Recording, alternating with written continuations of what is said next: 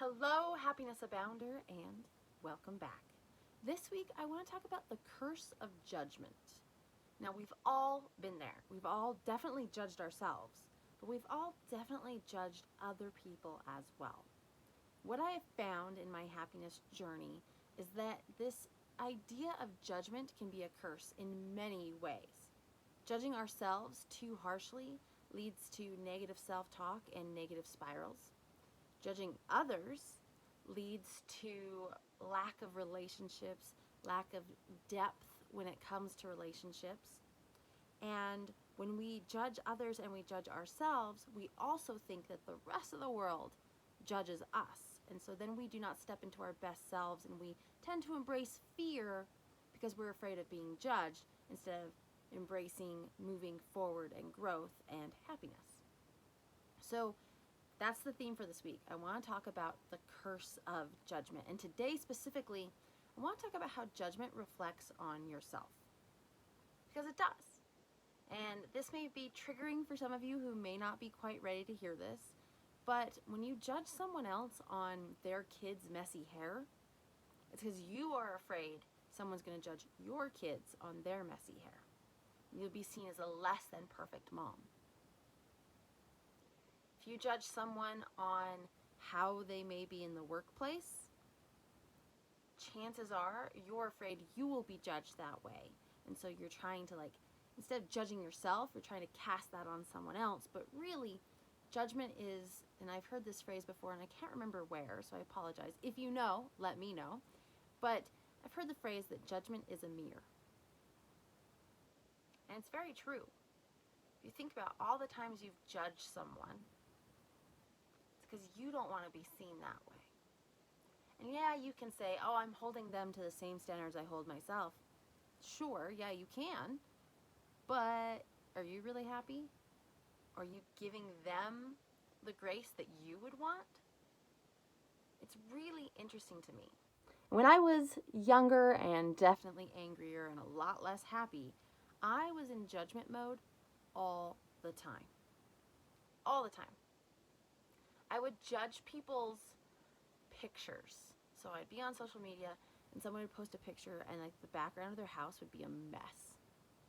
And I don't do this now. Now I'm just like, that's a cute picture, and I don't even pay attention to the background of the photo.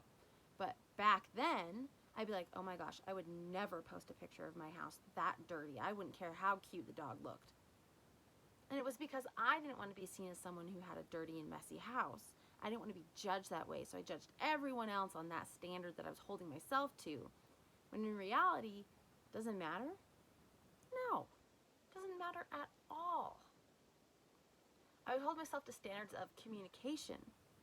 This judgment on how people communicated. And I thought that if they didn't communicate in the way that made sense to me, they weren't trying hard enough. And there was something wrong with them, and they were doing it on purpose, and blah, blah, blah, blah, blah. And I would just throw this judgment around. When in reality, I wasn't seeing that other people have different communication styles, and that I could embrace and learn that instead of digging my heels in and judging everyone else, because I didn't want to be judged on my communication style. It's really interesting because as humans, I think that we want to get ahead of the judgment. We don't want to be judged by somebody else. So to get ahead of it, we need to judge someone else on it. Because it helps us believe, and we think that it helps other people believe, that we are not like that. Right? It's preemptive. We don't want somebody to see we're like that. We don't want to be judged that way, so we need to judge someone else like that.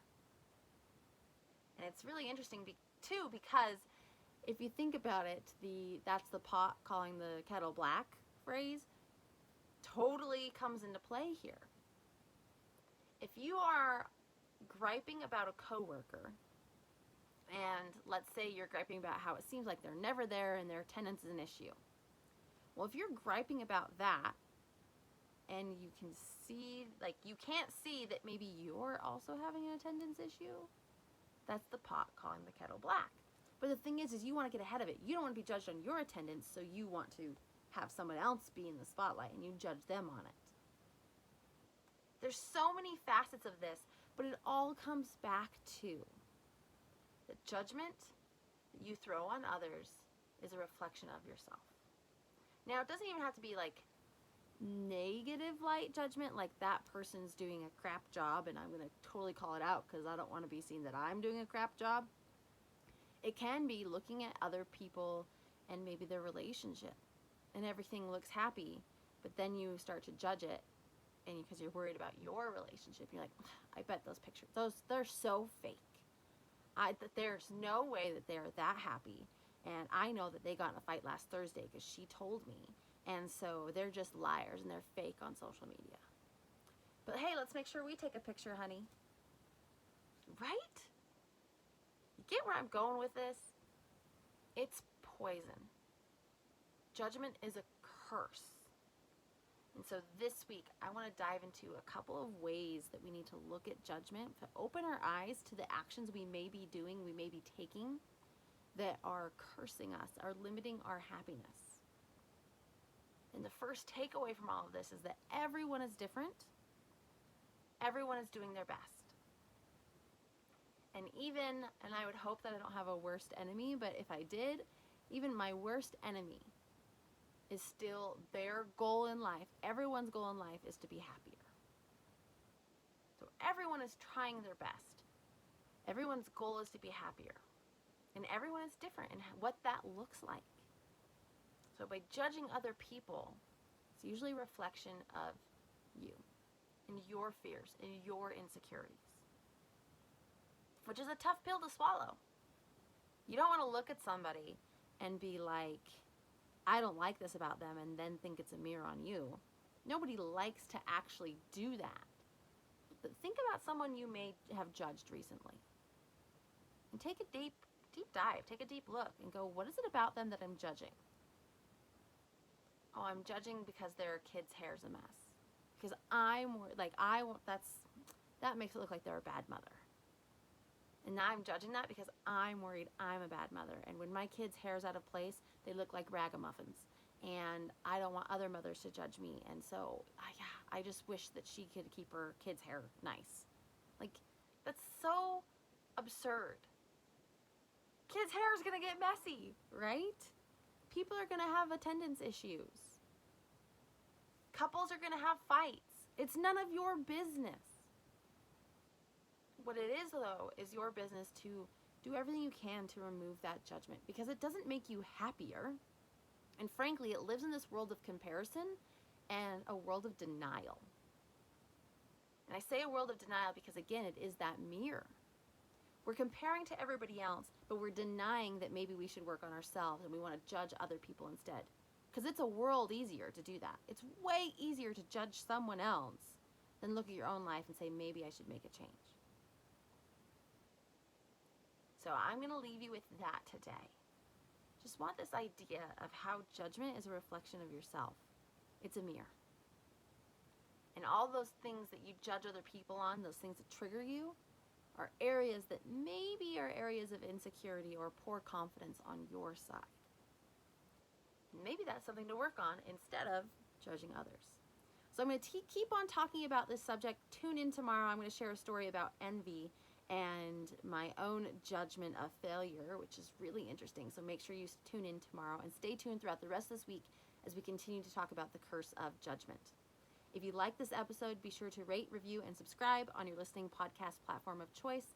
And I would love to hear from you, so please leave a review if you are so inclined, and if this episode or any other episode has resonated with you. Oh, one other thing.